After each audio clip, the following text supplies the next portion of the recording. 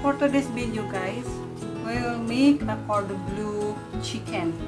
Okay? So ito yung ating ingredients: paprika, thymes, salt, garlic powder, at saka pepper. Meron din akong magnolia butter at cheese dito. And then 1/4 na ham. Tapos 1 kilo na chicken.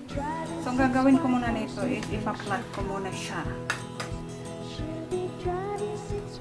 So ganito lang guys. Ipiratin lang natin siya. Ganyan.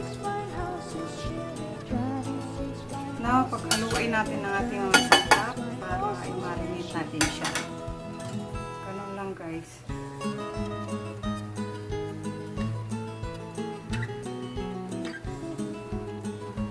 So ganito lang guys. Nilalagay lang natin yung ating ricado dito. Ganyan.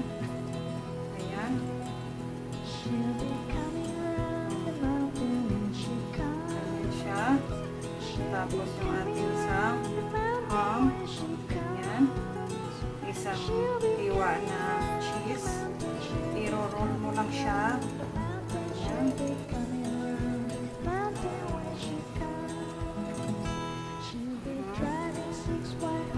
Tapos itapo na maigi sa yung cheese natin. At balutin sa plastic. Ngayon, pagkatapos nito, i-overnight natin sa refrigerator.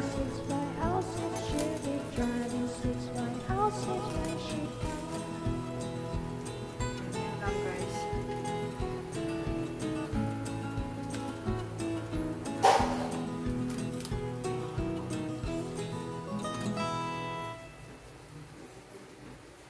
Ayan.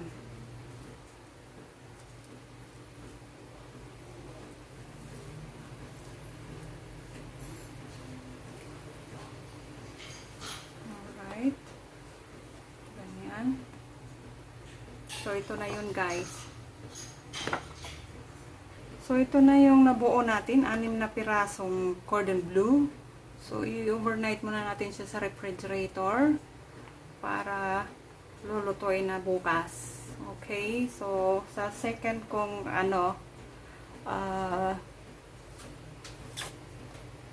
vlog, yung luto na siya at saka kung ano yung sangkap at saka yung ricado na ilalagay natin sa sausawan. Alright.